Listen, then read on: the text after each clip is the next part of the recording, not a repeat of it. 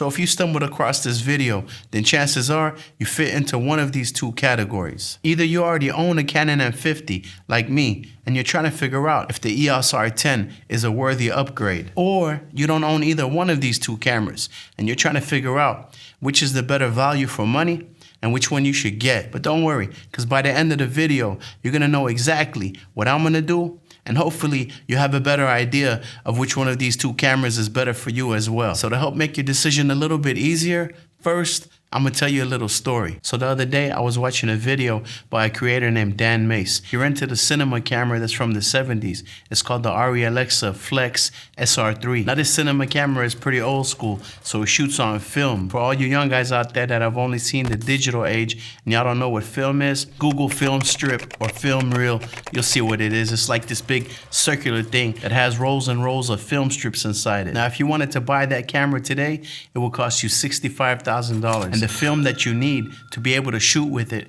costs $1,200 per 800-foot roll, which will only give you just about 21 minutes of recording time. It's not like an SD card that you could just format the thing. Once you shoot it, it's done. The reason he spent all that money to make this video is because he wanted to compare the footage coming out of this camera with the footage coming out of his iPhone. So he shot a vlog with that old school camera and then shot the same vlog with his iPhone so you could see the difference. And in a minute, you're gonna find out how this relates to the M50 versus the R10. Now, when you look at the results, for sure, the one shot on the old school camera has a particular look to it. It looks extremely grainy, but it has that pleasing film analog look. But in many ways, the iPhone footage looked a lot better. And if you have a good mirrorless camera with a nice lens on it, then the results that you're gonna get is a lot better than what you're gonna get from even the newest iPhone. So why am I even telling you all this? Because you need to know, regardless of whichever camera comes out, with whatever new specs, the Canon M50, which is pretty much as entry level as it gets,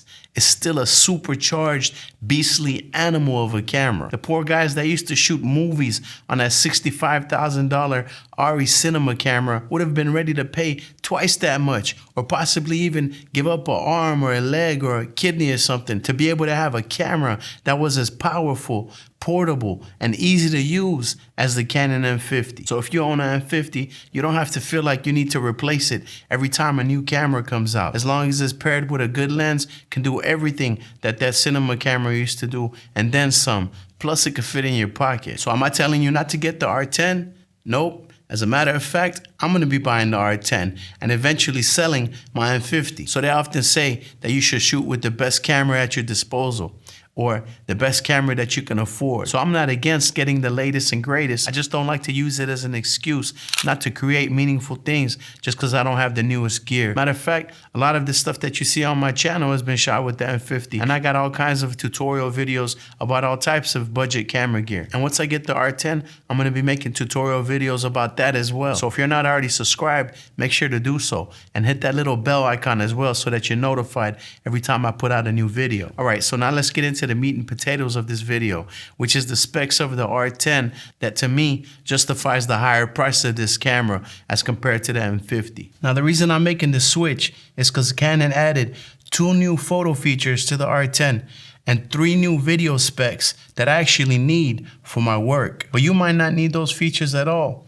And believe me, they're not exactly cutting edge features when we compare the R10 to similar cameras from other manufacturers.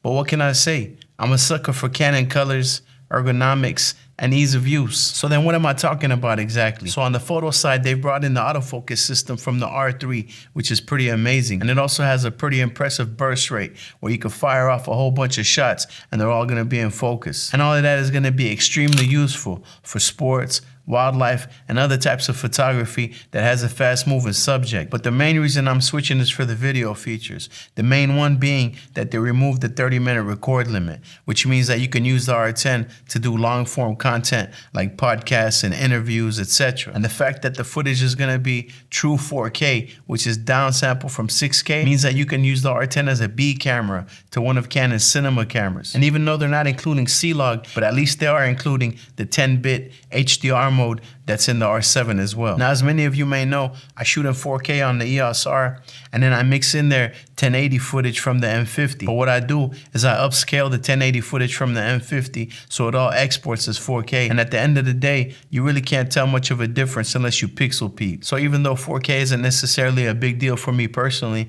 the thing is, when I do client work, if the client requests it to be in 4K, it's unethical to take 1080 footage and upscale it and pass it off as 4K. So it's nice to have the option. And for all those reasons, I think the Canon EOS R10 is worth the money over the M50, although the M50 and M50 Mark II are perfectly good cameras. So here's what I'm thinking. Currently, I'm using the EOS R and I got the M50 as my B cam. So once I get the R10 in, I'm gonna have the EOS R as my main camera.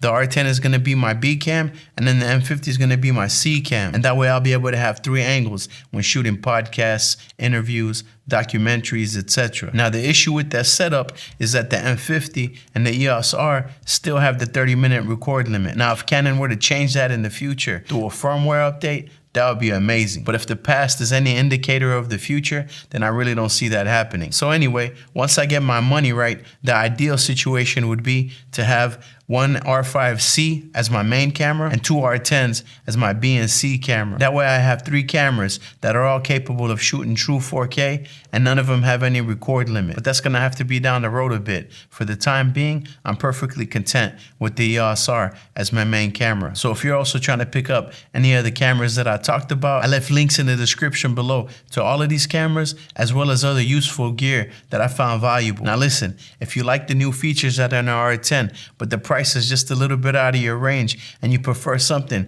closer to the Canon M50 price range, then you really need to watch this video right here where I compare the Canon M50 to the Sony ZV-E10, which is a camera that's packed full of features at a price that's significantly lower than the EOS R10. I hope you guys enjoyed the video and I'll see you in the next one.